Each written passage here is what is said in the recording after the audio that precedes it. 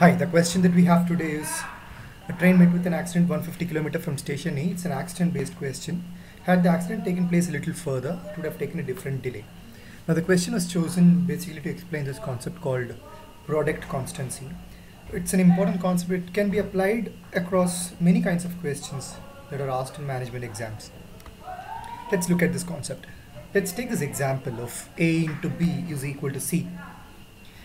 Now, if A is increased by some percent, let's say A is increased by 30%, if there is no change in B, the new value of A into B will result in a 30% increase in the product C. But we are looking at keeping the product constant.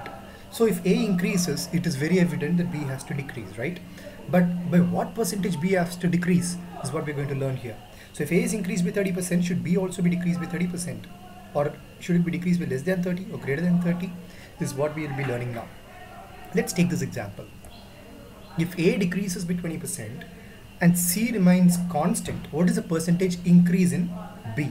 So this is what we have. A into B is equal to C. A decreases by 20%. 20% is what? 1/5, right? So 1/5 of A is decreased. So A would become 4/5 of A. Now we'll have to see what will happen to B. From B, it will become what part of B? So if A is multiplied by 4/5, B has to be multiplied by what fraction to keep the product constant? 5/4, right? So B will be multiplied by 5/4. So from B, it becomes 5/4 of B. That is, from 4/4 of B, it has become 5/4 of B. So what is the change here? 1/4 of B is the increase.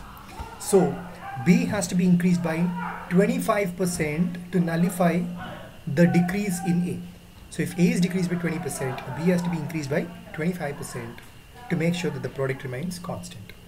Now this concept can be applied across various kind of questions that come in management exams. Any question that has got A into B is equal to C kind of framework. It could be speed into time is equal to distance. It could be efficiency into number of days is equal to work. Let's see how we can apply in the question that we have. So this is what is given in the question. 150 km from A, there is an accident. Let's assume that the place is M. And had the accident taken place 200 km further, so that place we will mark as M dash. They have given that there was a delay of 3 hours. Had the accident taken place 200 km further, there would only have been a delay of 1 hour. So why is this delay? Because the speed has decreased.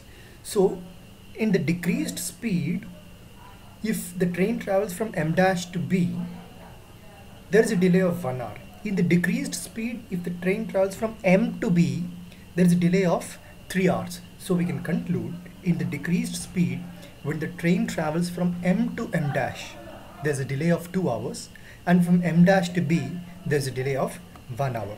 So M to M dash at the decreased speed, there's a delay of 2 hours. Now, the speed is constant throughout from M to B, right? So M dash B. Through these two places, the speed is constant. If the time taken is in the ratio 2:1, the distance should also be in the ratio 2:1.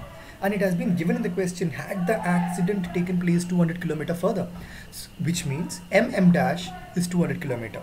So what should be the distance between M dash and B? 100 km. So let's go forward with that. So M dash is given as 200 km.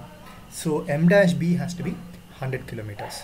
So MB will be 300 kilometers and the total distance is 450 kilometers. Now that's the answer for the second question. What is the distance between A and B? Answer is 450 kilometers. Coming to the next part of the question. So this is something which we found from the previous question. AM is 150, M dash is 200 and M dash B is 100. Now let's take this part M dash of the journey. The distance is given as 200 kilometers.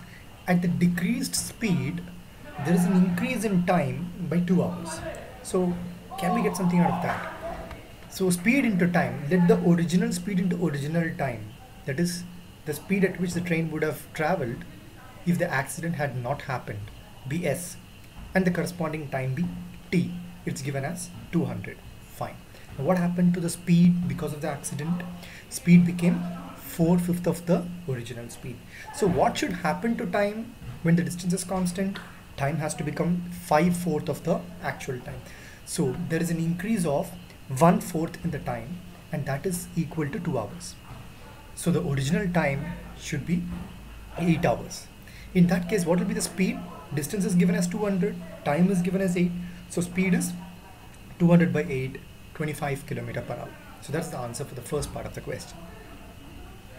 Now this is another question involving the same concept of product constancy. Try solving this question. The answer for this question is option 1.